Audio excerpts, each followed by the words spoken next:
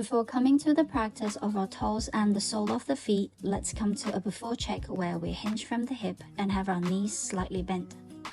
The toes and the soles are the first step of navigating through the whole superficial back line, where we might be able to address some of our pain in the heels, the hip, lower back, and the pain in upper back and all the way to the neck. We will start by pulling each of the toes from the root and gently flex and extend them, meaning to flip it to the back of the feet and flip it to the ground.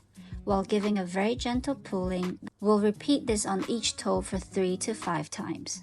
Then we'll come to the rotation with the same gentle pulling pressure and rotating the toes with the pulling force gently clockwise and anti-clockwise for 3 to 5 times.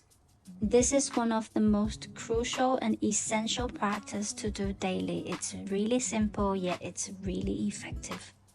By starting from the feet, we can effectively release tension in the plantar fascia, which then helps to alleviate tightness in other areas along the superficial back line, including the lower back and hips.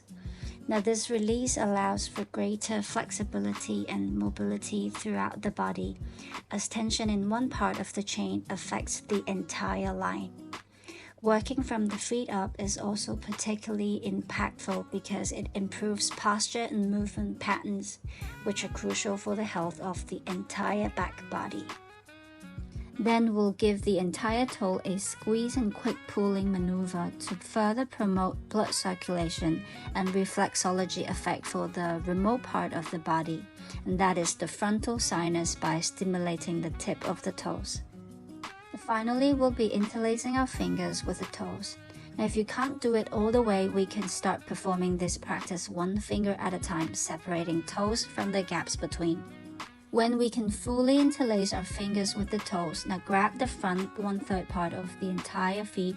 Having the foot relaxed, we will rotate the foot on both directions for 3 to 5 rounds. And that's all for the complete practice. Now we can come up for a after check, where we will once again hinge from the hip and micro bend the knees. This time, feel the difference in the tension of both legs. We can also extend both legs one at a time to see the difference more vividly. This is how much of a difference it could make through the superficial back line just by releasing the toes and this tiny part of the front of your feet. Now let's come to the very first ball technique practice. And take a seat and grab your toes. When the toes are contracted and curled, you will see a very obvious dent in the top 1/3 of the sole. This is the target area that we'll be looking for, and this is also a very famous acupoint, the kidney 1 point of the meridian system. Now you can see I have tried with this orange foam ball for a bit, and then my body feels like this is a bit off. I might need something more bigger or more hard. And this is the time where we will explore which tools to be used with the body rather than use our logic mind. Here I am rolling the ball from side to side, and I am trying to play with the weight distribution, whether I will rock a bit more to the front, or I might try to twist my upper body aside for a bit.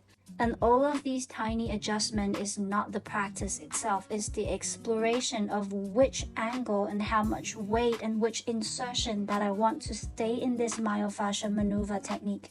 We have been lingering here for somewhere around a minute or so. Now, aside of being mindful to the breath, we will have to be mindful on what we are feeling. And that comes to the next step, that we will stop when we notice a change. Last but not least, we'll release and rebound from this practice and let our body recover. And trust me, it knows how to do its own work.